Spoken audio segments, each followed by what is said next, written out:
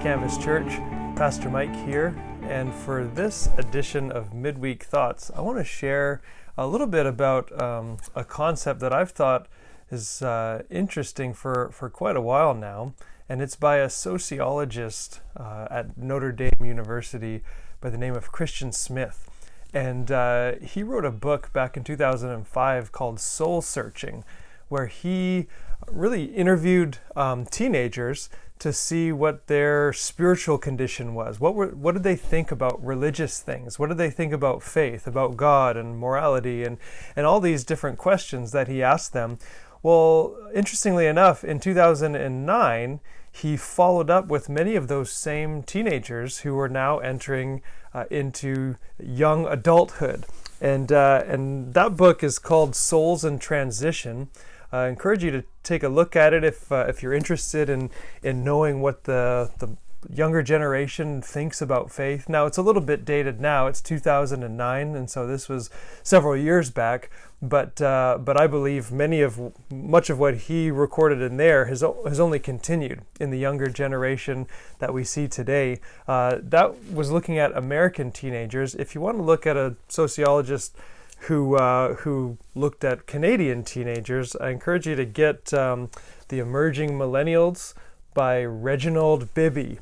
Classic name. He's a classic sociologist looking at religion in Canada. But what Christian Smith came up with, this term, as he interviewed all these teenagers, was Moralistic Therapeutic Deism. Now, those are three words mashed together to form a concept of how he described their views on religion.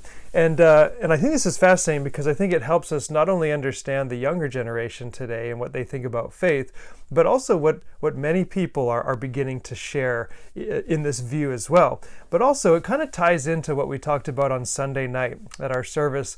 Moses had 5 excuses before God of why he couldn't be used by God to go back to Egypt. And I think many of those excuses we share. I know I share, and I think many of those excuses come out of this sort of view of who God is. And so let's walk through that for a minute. Moralistic. What does that mean? What does it mean, moralistic therapeutic deism? What does the moralistic part mean? Well, essentially, it views faith as more of a system of ethics and morality than a relationship with God. And it can result in becoming very legalistic, very holier than thou. If faith is all about what I do to earn my own righteousness, it's all about personal morality. And you can see this a lot in our culture. I remember picking up a copy of the Harvard Divinity Journal. This is the religion journal that Harvard University puts out. And it was a couple hundred pages at least. And I skimmed through this thing and I looked through all these articles and I saw a lot written about social issues and moral issues. But you know what's fascinating? I actually didn't come across the name of Jesus once. I mean, a couple hundred pages in this religion journal didn't even come across the name of Jesus. It was very much focused on the moralism side of things, but not so much the relationship side of things.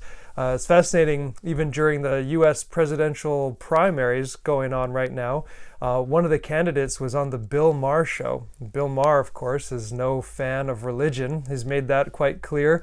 And so he brings this up with this candidate and says, look, you've told everybody that you're a professing Christian, but you seem like an intelligent guy. So how do you put those two things together, right? Typical Bill Maher fashion. He says, how can you be so smart and yet believe such crazy things?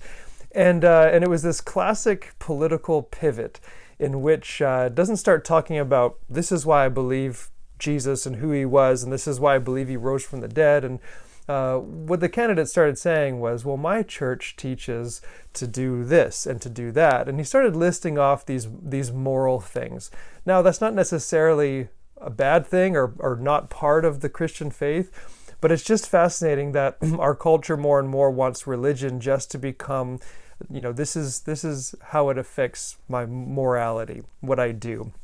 Marty Sampson used to be one of the worship leaders for the famous band Hillsong, and has written many popular songs that are sung in churches all across the country. And it's fascinating because he recently went through a little bit of a distancing of his faith, where he started having these questions. I don't know if I really believe everything that I used to believe. And one of the reasons he gave for that was this: I'm struggling with many parts of the belief system. Notice that it's referred to as a belief system, not a relationship with God. The belief system that seems so incoherent with common human morality.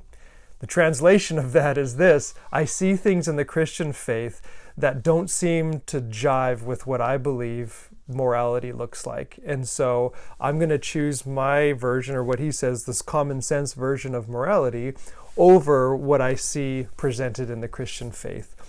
See, this is a belief that something. Christianity is either good or bad for the world, rather than a belief in something. I believe in Jesus. I have a relationship in the person of Jesus. Now, how does this relate to Moses? Well, it's fascinating that Moses, he was all about morality, right? The reason why he ends up in the desert is because he sees one of the Hebrew slaves being mistreated. He comes to his aid, ends up murdering somebody, and ends up a fugitive. Well, later he ends up at a well, and he chases off some people that are causing trouble. And you see in Moses this person who desires to do right, to battle moral injustice. The problem is, in these excuses, when God calls him, is he's essentially saying, I want to do it my way. I don't want to follow into God's plan. It's taking things on a moral level, but not on a relational level. And so the second part of this idea, moralistic therapeutic. Well, therapeutic assumes that God's greatest concern is our happiness. And so if God ever calls us out of our comfort zone to do something that's hard, then we're going to resist this. And you see this with Moses, right? He keeps resisting this assignment that God is giving him. That's a difficult assignment. This is the Oprah spirituality. Right? This is more centered on self-help, where we like to pick and choose the things that we like about religion and create our own version that we can hold on to. Well, in that encounter with Moses, God gives him his name. He says, I am who I am. Basically, he says, I am not whoever you create me to be.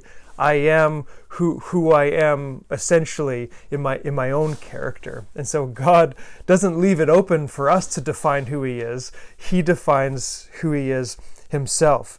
And this is fascinating in our culture, where you often hear people say things like, well, I just can't believe in a God that fill in the blank.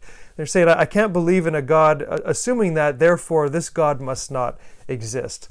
But God sets the standard of who he is. He tells us who he is. And even Jesus said, if you want to be my disciple, you have to pick up your cross, deny yourself, and follow me. And therapeutic often doesn't lend itself to deny yourself. And so we struggle with that in our culture. And the last part of this definition,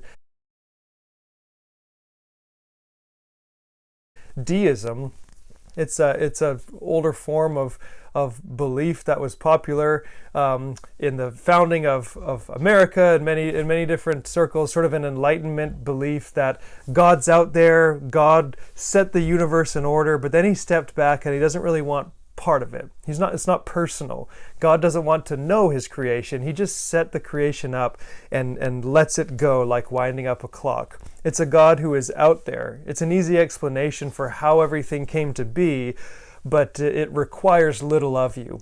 It doesn't make you come face to face with a God who knows you, who is at work in the world, who's concerned. But that's the God we see come to Moses. He says, I've heard the cry of my people, and I've come down to liberate them.